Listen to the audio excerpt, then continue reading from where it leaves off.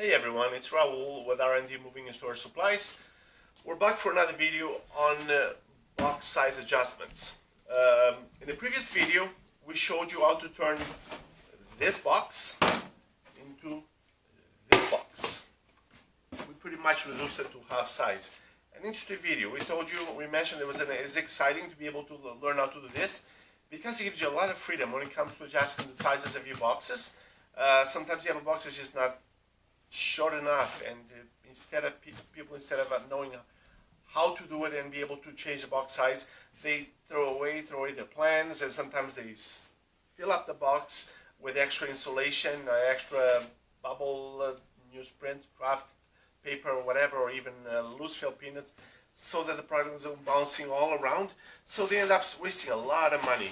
We're in business, and believe me, there's a lot of boxes that arrive in our depot or our store that sometimes carrying a small thing inside and huge boxes, and you can tell that these whoever is shipping, and you might know stuff from Amazon, sometimes they don't know what they're doing, so they waste a big box to ship something small.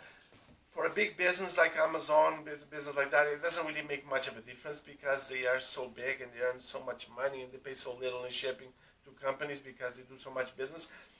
But for a small business, it's a different story. So you cannot always be shipping a box like this when you can ship it in something like this. So we explained to you how we did it last time, from scoring it, which is crushing the flute, to marking the box, and then cutting it and folding over. Pretty much, I hope we were clear enough. If you were not, watch that video and let us know that ask us any questions, or we can even repeat the video for you if you'd like, so you know exactly what we did, okay? But we pretty much give you a fair explanation how to do it, how to turn this box into this, okay? Now we're going to go into another topic. We're going to set this aside. We're going to go into another way. I find a much easier way of doing it, okay? That's I'd say very straightforward. But we can do something better. We can go a step further and actually make it easier, okay? We're going to take this box, which is around 9.5 inches tall, from scoring to scoring, which is top and bottom like that. You can see the scoring, where it was scored here and scored here. It's around 9.5 inches, okay? So we're going to turn this box, which is 9.5, into a box that is 4.5 inches. This is cool. This is what we need. We need a measuring tape, because you want to know how deep you're going to go. You need an L marker and L knife, okay? This one is an X-Acto knife, so be very careful. This thing's like a shaving blade, really, really sharp. You got to be careful. And we also need the tape, and we need one of the most important parts, the ruler, okay? So the first thing, we're gonna take here, the first thing we're gonna do, we're gonna mark, as I mentioned, this is the actual size of the box, 9.5 inches, okay?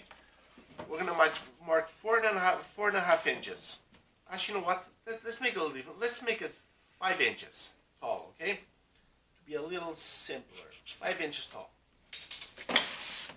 First one, 9 inches tall there. 5 inches tall, another 5 inches over here. So I now marked the size of the height of the box, okay? 5 inches. Now we're going to do some magic, okay? Set these two parts aside. We're going to take the ruler, and we're going to pull a Houdini here. And we're going to turn our box into two boxes. Abracadabra. 2 boxes, okay? I cut, going from side to side a few times, and there we go. We know how. 2 boxes. Oh my God, what did I do? What did I do? Anyways, 2 boxes. No less complicating around. We're going to take the tape, and we're going to tape sections. So we start by taping this section here.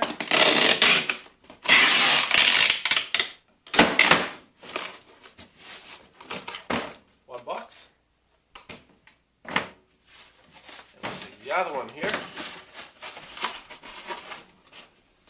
And we make the box. Like that.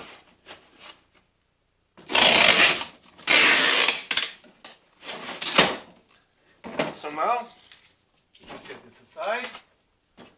Now we have two boxes. One is 5 inches, another one is 4.5. We said we wanted to turn the box into a 5-inch box, okay? There you go, 5-inch tall.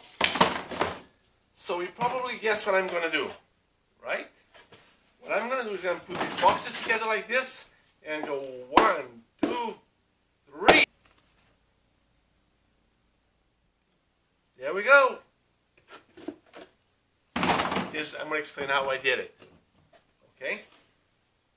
Ready? This is a magic trick. That's a secret. We're not supposed to reveal our secret, but I'll reveal it to you. What I did is I basically crushed all the sides. You crush the sides a little. When you crush the side, right, when you go like this on the side, in order to become smaller, right, it pulls in. It pulls in all sides. When you do that, it pulls it in. And what I did is I crushed the side like that. Like that. And like that. There we go. And that's how I did it. And there we go. Now you have a 5-inch box. 5 inches. A 5-inch box. And that's how you do it. So we turned that box in, reduce it in half. That was a bit of a magic, of course. We did some video tricks there with you, but that's how you do it. You can take a box and reduce it to any size you want. You could have cut it smaller. You could have taken a steak off the middle of the box and just kept 2 small boxes, right?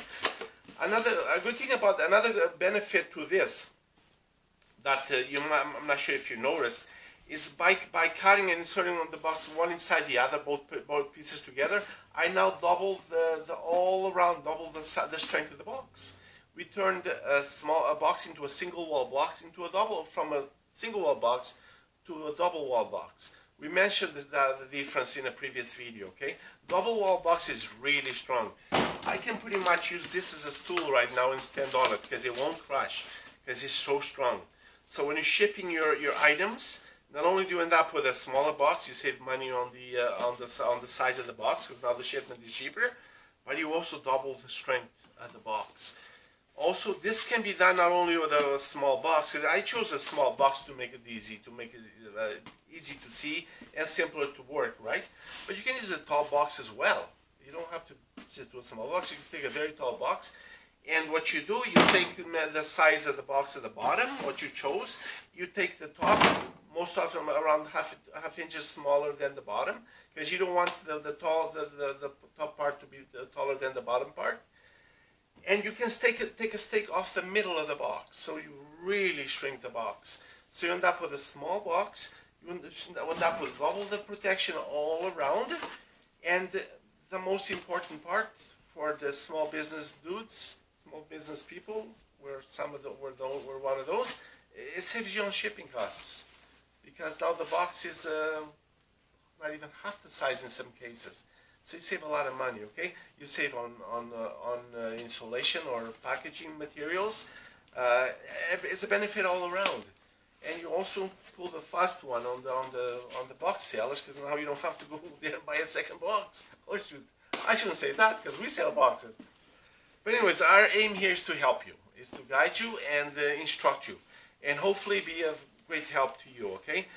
And the reason the reason we're doing this video to begin with is because we have a lot of people, a lot of small business to buy from us, and we don't always have the sizes that they need, and we have to find the solution. And the way we do it, we take a box that's sometimes double of the size, and we show them, we reduce it for them, so they still buy the box, except they still save on shipping because we reduced it for them, and they appreciate it. So they go out smiling and they always come back for more. And also, as I mentioned in the previous video, is a good feeling because you feel sort of empowered. You're no longer stuck. It's another tool in your toolbox, shipping toolbox. Okay, I think that's it for now. I hope we were clear enough. If we were not, we post a question below, ask us for more clarification, and we can redo the video or explain any portion you didn't quite grasp, okay? We are there for you. If you have any suggestions on your part, by all means, post them below. Let us know about it, okay? And most important, although I said most important before, I'll just put this in the most important part a little higher. Subscribe to our channel, because we're always posting these videos once a week, and we're looking to do them even more often than once a week. We post all kinds of goodies, and hopefully we can add a lot more to your toolbox, okay? And I think that's it. We hope you enjoyed the video, and we look forward to seeing you in the next one. Take care. Ciao.